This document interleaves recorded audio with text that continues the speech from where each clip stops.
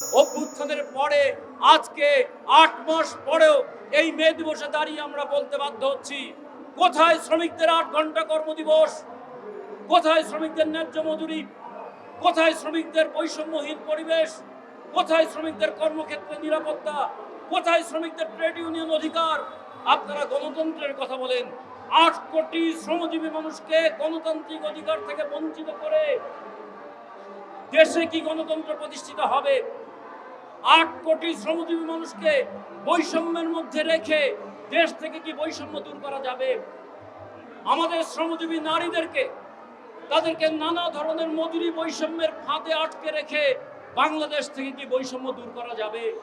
বলে বাংলাদেশ থেকে যারা বৈষম্য দূর করবার কথা বলে, তাদের সবার আগে নজর দিতে হবে শ্রমক্ষেত্রে যে বৈষম্য আছে সেই বৈষম্য দূর করবার দিকে। আজকে বাংলাদেশের শ্রমজীবী মানুষ গোটা পৃথিবীর 4টা যদি জিন্সের প্যান্ট উৎপাদন হয়, তার একটা উৎপাদন করে বাংলাদেশের শ্রমিক। কিন্তু বাংলাদেশের শ্রমিকরা পৃথিবীর মধ্যে সবচেয়ে কম মজুরি পায়। এই বাংলাদেশের শ্রমিকরা পৃথিবীর সবচেয়ে আধুনিক গাড়ি চালায়। আমরা ওডি গাড়ির নাম শুনি, আমরা মার্সিডিজ বেঞ্জের নাম শুনি, আমরা হ্যামার গাড়ির নাম শুনি। ওই গাড়ি চালায় বাংলাদেশের শ্রমিকরা, পৃথিবীর আধুনিক গাড়ি চালায়, আর পৃথিবীর সবচেয়ে কম মজুরি পায় আমাদের এই গাড়ি চালকরা। আজকে আমরা দেখেছি ৮ ঘন্টা কর্মদিবসের জন্য লড়াই হয়েছে।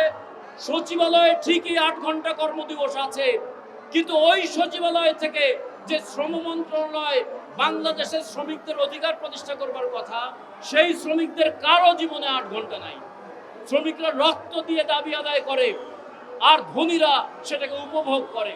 যে কারণে হালকা যানবাহনের চালকদের কর্মঘণ্টা নাই, রিক্সা, ব্যাটারি রিক্সা, ইজি বাইক চালকদের নিরাপত্তা এবং কর্মঘণ্টা নাই। গার্মেন্টস শ্রমিকদের ৮ ঘন্টা কর্মদিবসের সঙ্গে আরো 2 ঘন্টা বাধ্যতামূলক ওভারটাইম করে 10 ঘন্টা কর্মদিবস নির্ধারণ করা হয়েছে।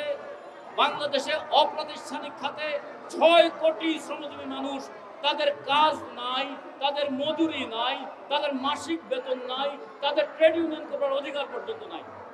যে কারণে আমরা শ্রম কমিশনের পক্ষ থেকে সুপারিশ দিতে দেখেছি। শ্রম কমিশনের সুপারিশের প্রথমেই বলা হয়েছে 7.5 কোটি শ্রমজীবী মানুষের মধ্যে 6.5 কোটি শ্রমজীবী মানুষ তারা আইনি সুরক্ষা থেকে বঞ্চিত। যারা আইনের শাসনের কথা বলেন, তাদের চোখে কি পড়ে না যে বাংলাদেশের 85 জন শ্রমিক তারা আইনের সুরক্ষা থেকে বঞ্চিত? বলে আমরা শ্রম কমিশনের 1 নম্বর সুপারিশে দেখেছি, তারা বলেছেন বাংলাদেশের সমস্ত প্রাতিষ্ঠানিক, অপ্রাতিষ্ঠানিক সমস্ত শ্রমিককে সুরক্ষার আওতায় আনতে হবে।